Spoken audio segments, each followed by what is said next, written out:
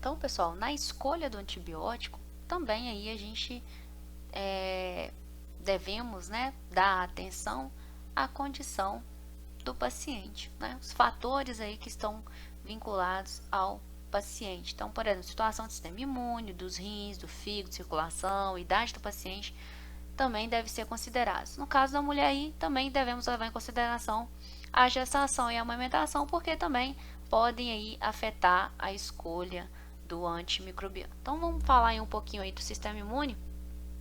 A gente sabe aí, né, que é o sistema imune que é responsável pela eliminação dos micro-organismos, né, dependendo aí né, de um sistema imune aí bem atuante, ele tem essa capacidade, claro, né, em algumas situações o sistema imune não dá conta, por isso nós temos as infecções, mas de um modo geral, se o indivíduo tem um sistema imune responsível, ele consegue então eliminar facilmente aí as infecções sem que elas se tornem, né, mais agravadas, por assim dizer.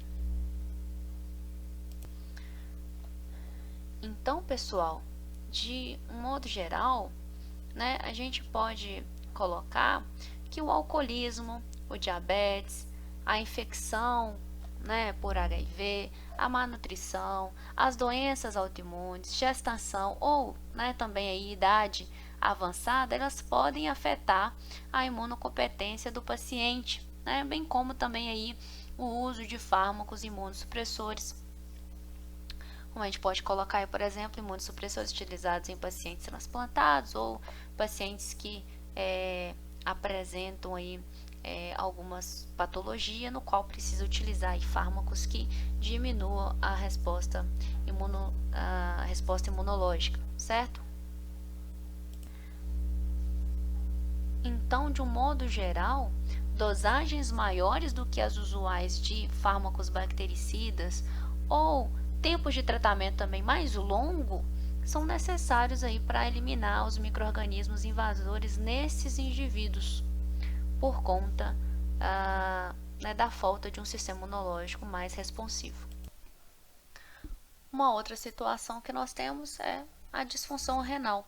Então, a má função renal ela causa aí um acúmulo do antibiótico que normalmente seria eliminado.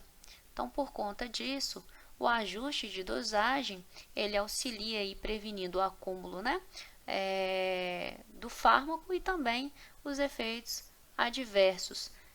Existem, né, exames laboratoriais que podem auxiliar aí na identificação dessa disfunção renal, como por exemplo os níveis séricos de creatinina são aí muito frequentemente utilizados como aí um parâmetro, né, como índice aí da função renal para o ajuste aí do regime do tratamento do fármaco, até mesmo para identificar aí disfunções a nível do sistema renal. Porém, né, alguns fármacos, né, podem ter também a monitoria direta dos seus níveis séricos, como por exemplo aí alguns antibióticos como os aminoglicosídeos. E aí a gente consegue aí identificar os valores mínimos e os valores máximos para poder identificar, né, essa função renal ou até mesmo aí o aumento, né, desses valores mínimos servindo como um alerta clínico para um perigo de uma possível aí toxicidade. Lembrando, pessoal, que indivíduos com mais idade, né, a gente sabe que fisiologicamente falando, o número de néfrons eles tendem, né, néfrons aí funcionais, claro, eles tendem a diminuir com a idade.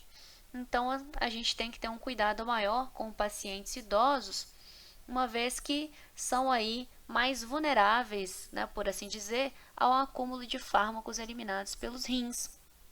Então, nesses pacientes, a gente pode optar aí pelos antibióticos que sofram uma extensa biotransformação, ou seja, que são bastantemente metabolizados, né, para facilitar a excreção, ou aqueles aí que são excretados pela via biliar e, consequentemente, vão ser eliminados pelas fezes. Um outro ponto que nós temos aí é a disfunção hepática, né? A disfunção hepática ela pode aí ocorrer nos indivíduos. Então, antibióticos que concentram ou que são eliminados pelo fígado, como por exemplo a eritromicina, a tetraciclina, elas devem ser aí utilizados com cautela no tratamento de pacientes que apresentam aí disfunções hepáticas. Uma outra situação é a má perfusão, ou seja, a diminuição da circulação para determinada área anatômica, como por exemplo membros inferiores, em um indivíduo diabético, pode aí reduzir a quantidade de antibiótico que alcança essa área e torna a infecção mais difícil de combater. Então a má perfusão pode ser aí um inimigo, né, dentro dos fatores que a gente está relacionando aí aos pacientes. Nós temos também a relação da idade do paciente, né, uma vez que os processos de eliminação, tanto renal ou hepática, são mal desenvolvidos em recém-nascidos, né, por ainda estarem no processo de desenvolvimento, tornando então aí os neonatos particularmente vulneráveis aos efeitos tóxicos. Aí nós damos o exemplo do clorofenicol e das sulfonamidas. Nós vamos ver, né, em relação a esses fármacos, que alguns efeitos adversos são mais pronunciados em indivíduos dessas faixas etárias. Uma outra situação também que a gente pode colocar aqui é em relação das crianças, né, mas que não devem, né, ser tratados aí com as tetraciclinas ou também aí as quinolonas, as quais esses fármacos afetam o crescimento ósseo. A tetraciclina, porque ela com cálcio, né, entender acumular nessas regiões onde são ricas em cálcio, no caso dos ossos, e levar a uma deformidade óssea, e também acúmulo no dente, obviamente, nós vamos ver isso mais à frente, e as quinolonas por causarem aí uma erosão nas cartilagens e também atrapalhar o crescimento. E gestação e amamentação, né, são aí alguns fatores, no caso das mulheres, que a gente tem que estar mais atento, uma vez que vários antibióticos atravessam a placenta. A gente sabe, né, que efeitos adversos aí para os fetos são raros, exceto aí no caso para as displasias dentárias e também inibição do crescimento ósseo, como a gente pode observar aí em relação às tetraciclinas, que eu acabei de mencionar para vocês, né, que são fármacos que têm uma tendência de quelar com cálcio, né, o termo mais correto, mas para ficar mais fácil o entendimento, como se esse fármaco, esse fármaco ele se liga a cálcio ou a outros íons, como magnésio, e se complexa mesmo, se junta, e com isso se deposita em locais que apresentam, né,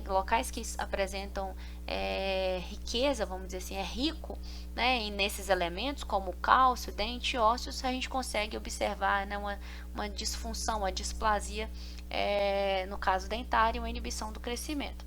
Contudo, apesar, né, a gente ter falado, né, dos efeitos adversos serem raros, a gente tem que lembrar aí que alguns antiomínticos eles são embriotóxicos e também teratogênicos. Uma outra classe de fármaco também que a gente vai trabalhar mais à frente são os aminoglicosídeos. Eles devem também ser evitados na gestação devido à sua ototoxicidade, ou seja, eles causam surdez. Caso surdez no feto. Também não devem ser utilizados de forma prolongada em nenhum indivíduo de nenhuma faixa etária, por causa dessa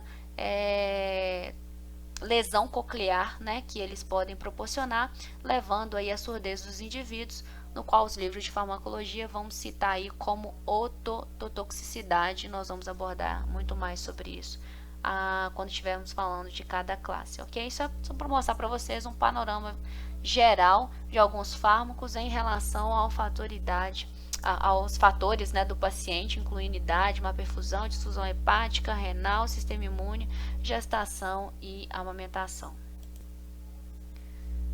Em relação da segurança do fármaco, a gente pode dizer aí, né, por vários antibióticos, como as penicilinas, estão aí entre os menos tóxicos de todos os fármacos, né, uma vez que eles interferem aí em um local próprio, né, do crescimento do micro-organismo, no caso a parede celular do micro-organismo, e outros antibióticos, como por exemplo aí o clorofenicol, são menos aí micro-organismos específicos, né? E são reservados para o tratamento de infecções mais ameaçadoras, vamos dizer assim, a sobrevivência, devido aí ao potencial para toxicidade grave ao paciente. Então, alguns antibióticos, né, são seguros, outros não tão seguros e devemos utilizar aí com mais cautela. E comentar aqui também com vocês em relação ao custo do tratamento, né? Vários fármacos eles podem apresentar eficácias aí similares no tratamento de uma infecção, mas eles podem variar aí amplamente em relação ao custo, né? E o custo a gente tem que levar em consideração, porque também não adianta a gente receitar para o paciente um fármaco que às vezes ele não vai ter condições de adquirir ou que não está previsto na cartela do SUS, né? Se a gente estiver trabalhando aí no sistema público. Então a gente também tem que avaliar não só a eficácia do fármaco, mas também, né, a forma com que o paciente vai adquirir aí o fármaco, né?